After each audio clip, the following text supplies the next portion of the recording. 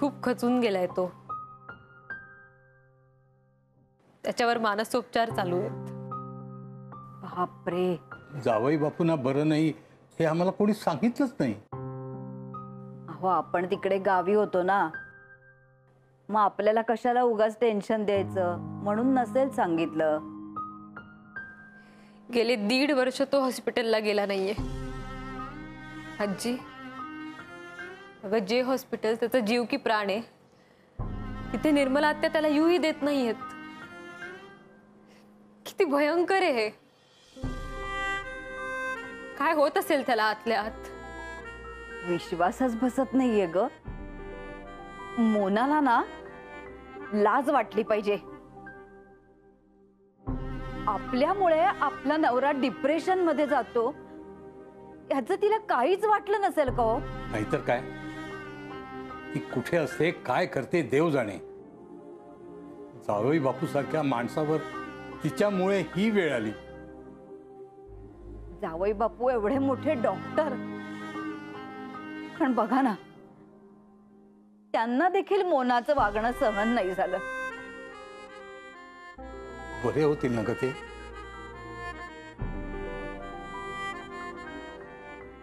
आई आई आई काय झालं? खिडक्या बंद आहेत. खिडकीवर चढून बघितलं तर आतमधून आवाजच येत नाहीये. आई अगं काय झालं? काय झालं विक्रांत दादाला? तुम्ही मागच्या बाजूने जाऊन बघून या, जा लवकर.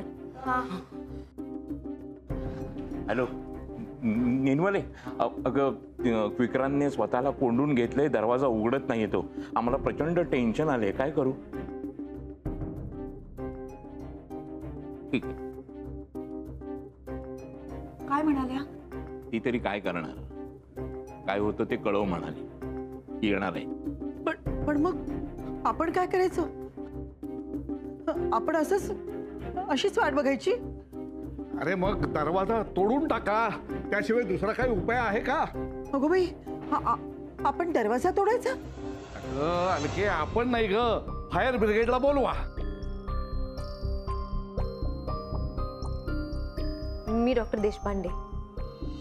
Hello doctor Deshpande, how can I help you?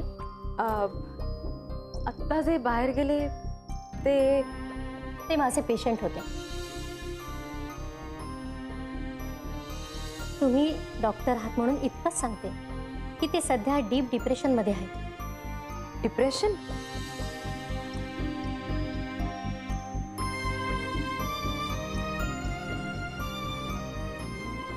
Vikrant, तुझ्या या अवस्थेला मी कारणीभूत आहे? मी जबाबदार आहे याला?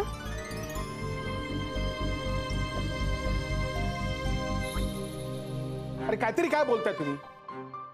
फायर ब्रिगेड काय काय घराला आग लागली? मोठा मुलगा आहे तो, डॉक्टर आहे का लहान बाळ आहे का ते? शांत राहा जरा, शांत राहा. 1 मिनिट.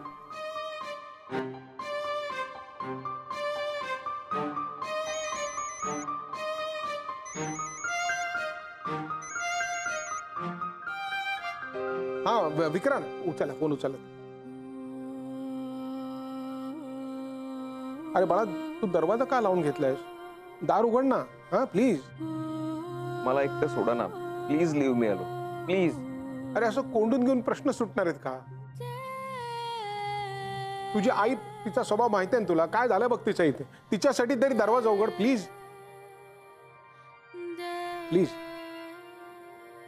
ठीक आहे. ठीक. उघड तो दरवाजा. चल ये ये ये. थांबा थांबा, काळजी नको करू.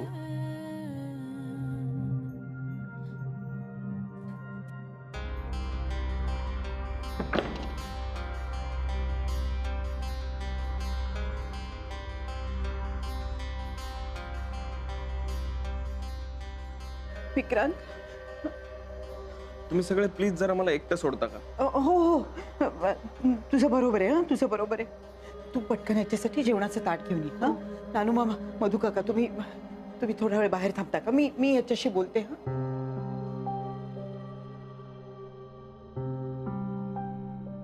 आई, तू शांत हो, शांत हो. तुला कोणी काही बोलणार नाही. पण मला जरा वेळ एकटं सोडा ना. असं नको रे म्हणू. हे बघ, मी सुद्धा इथे बसेन, पण मी सुद्धा काही बोलणार नाही तुझ्याशी, तुला काही विचारणार नाही, अगदी एक शब्द सुद्धा बोलणार नाही. गपचूप इथे बसून राह.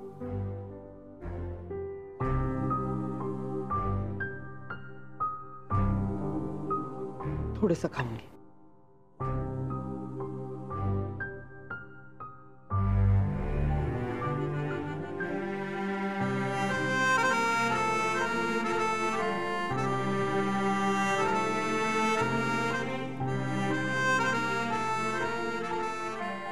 नको बास.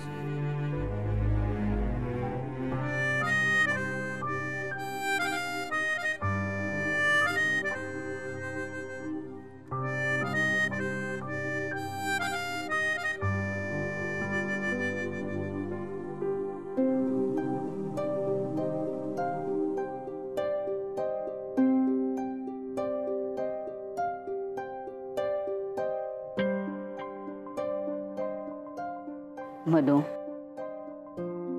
इतका विचार करू नको ग.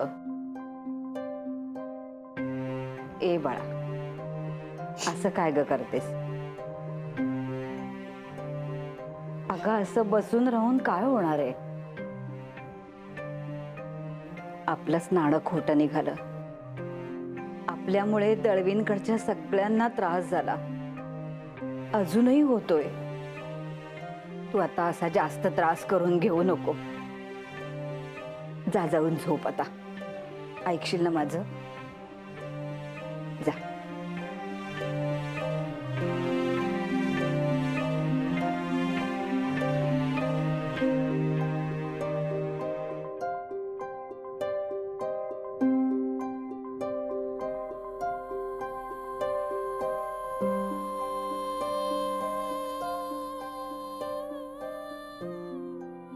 बाबा, पुन्हा नाही होणार असं.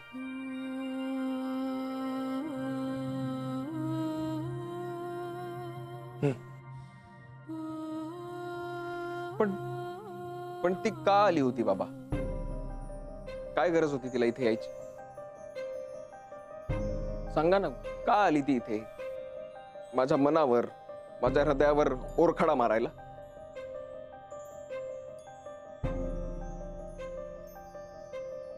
अरे तशी मुलगी नाहीये ती, का करेल ती असं?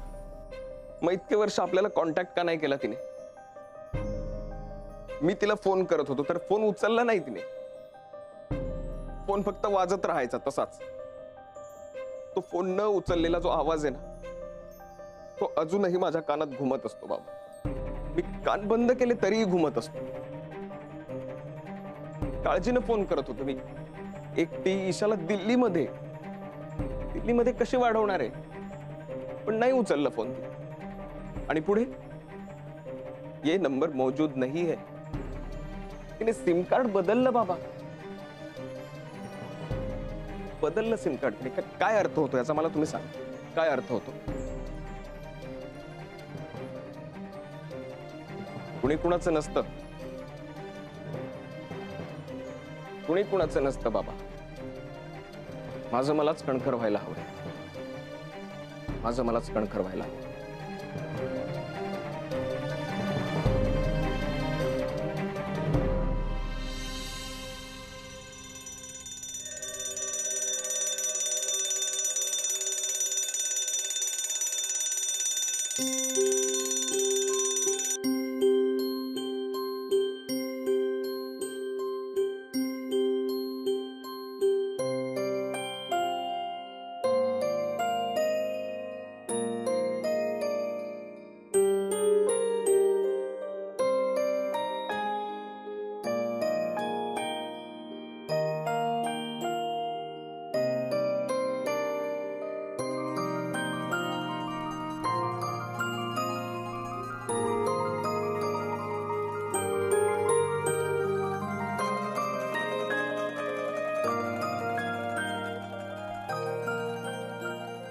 चला, नवा दिवस सुरू झाला.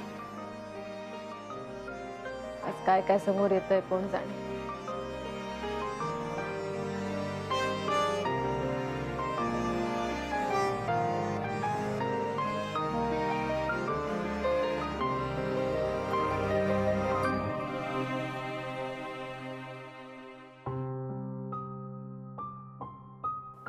माझ्यामुळे विक्रांतला त्रास होऊ नये म्हणून मी त्याच्याशी कॉन्टॅक्ट पूर्णपणे तोडून टाकला होता. मधल्या 3 वर्षात तर त्याच्याशी बोलणं झालं ना, भेट.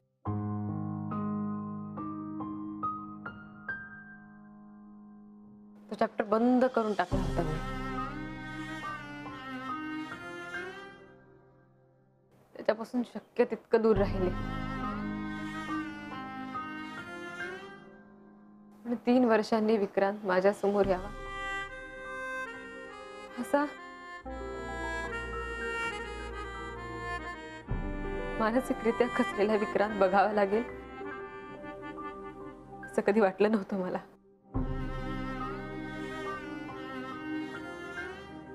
पण तसं झालंय खरं.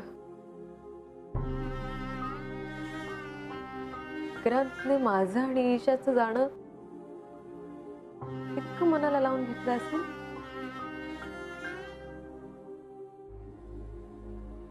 की आणखी काही कारण असेल.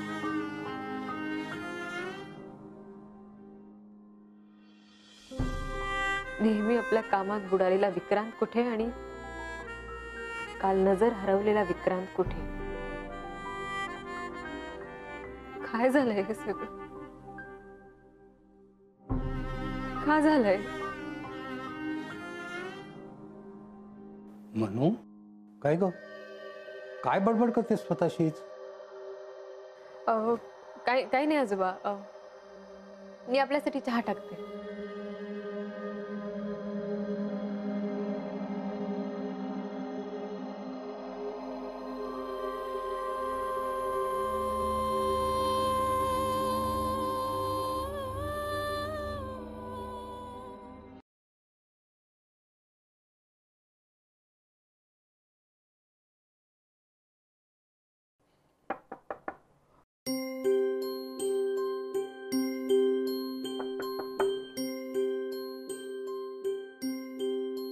Good morning I.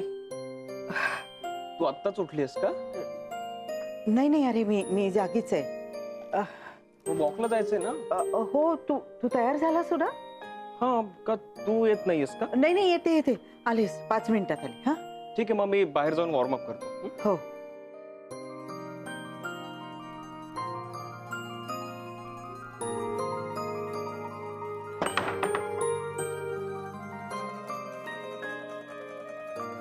नानू मामा, नुसते उभे काय राहिला? तुम्ही काहीतरी व्यायाम करा. काय रे, माझं कंबरड मोडलंय हे माहित नसल्यासारखं मला विचारतोयस तू? नाही, ते माहितीये मला, पण तुम्ही इथे हलका वॉक घेऊ शकता, तेवढं चालेल ना? काय विक्रांत, हल्ली मी सूर्याकडे बघून असा हात जोडून नमस्कार करतो, हाच माझा व्यायाम.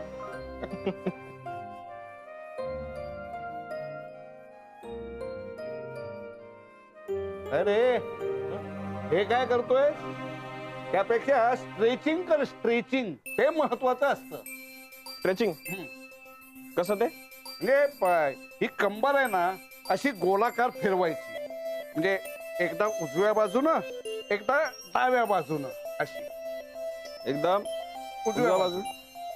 नाही, मला कळत नाहीये. तुम्ही डेमॉन्स्ट्रेशन करून द्याल का मला? म्हणजे करून दाखवा कसं ते. हो, हे बघ, हे जे आहे ना, हे असा हात ठेवायचा आणि हे असं उजव्या बाजू. काय रे, अरे काय माझी काय चेष्टा करतोयस का तू? विक्रांत, चल मी रेडी आहे, निघूया.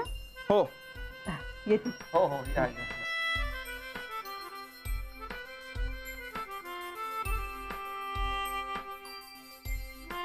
वा, असाच उत्साहात राहशील तर ते डिप्रेशन का फिप्रेशन काय आहे ना, ते कुठं जाईल. पण आता आमच्या कमरेचं काही खरं नाही बुवा. सूर्यनारायणा,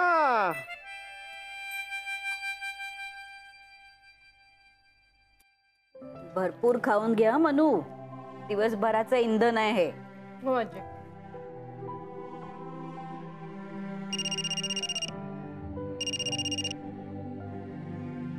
हॅलो.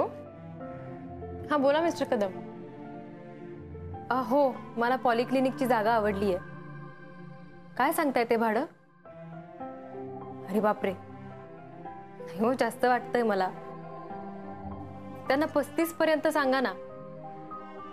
त्यांना सांगा की आता नवीनच करतोय सुरू क्लिनिक, जरा जम बसला की नंतर वाढवता येईल. असं काहीतरी करून कमी करता येते ते बघा ना. ठीक आहे, तुम्ही कळवा मला आणि काहीही करून आपण आज जागा फायनल करूया. Okay okay, thank you, bye.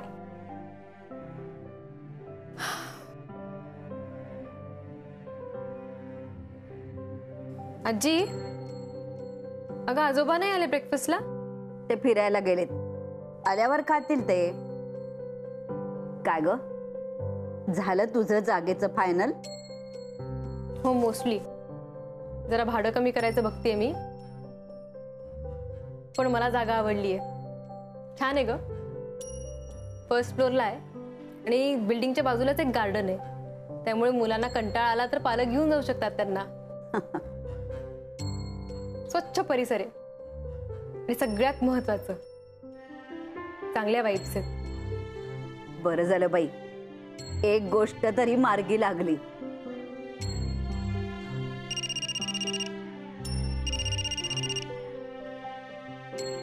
Hello, हा विजय काका बोला. काय म्हणताय? माझं थोडं काम आहे तुझ्याकडे, मला कधी भेटू शकशील? हो. का हो, काय झालं? ते भेटल्यानंतर सांगतो. मला ठिकाण सांग फक्त, कुठे भेटूया? बरं, एक काम करूया, मी स्वतःच्या क्लिनिकसाठी एक जागा फिक्स केली आहे, आपण तिथे भेटूया. बरं बरं, त्या निमित्ताने तुम्ही ही जागा बघून घ्याल.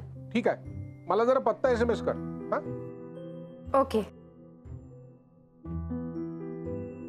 मनू, आम्हाला पण एकदा दाखव की जागा. अगं आजी, गणेश पूजन तुमच्याच हस्ते होणार आहे. असं काय ग तू? हो का? अगो बाई.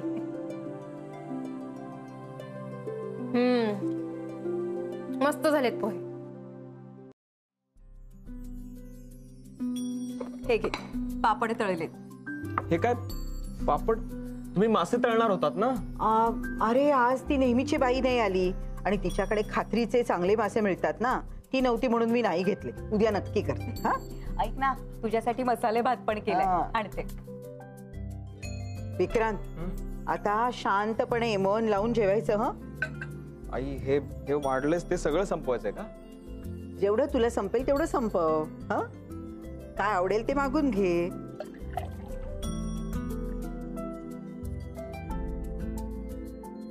बस ना तू आई. अरे असू दे, तुझं होऊ दे. नाही असं नाही, बस ना, तू नेहमी मला वाढतच असतेस.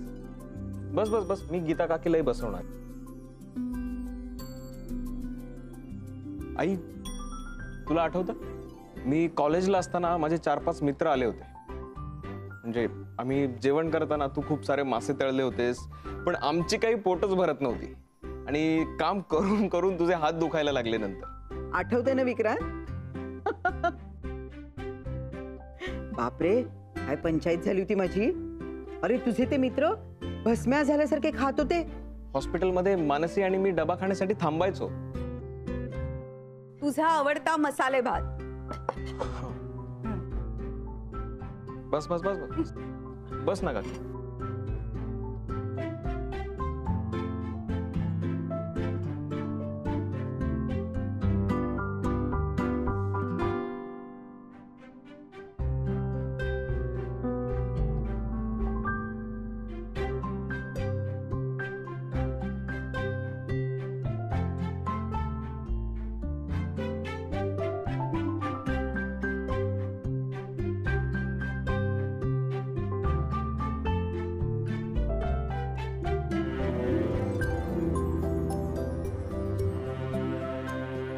गीता, आज खूप दिवसांनी पोट भरलं ग माझं.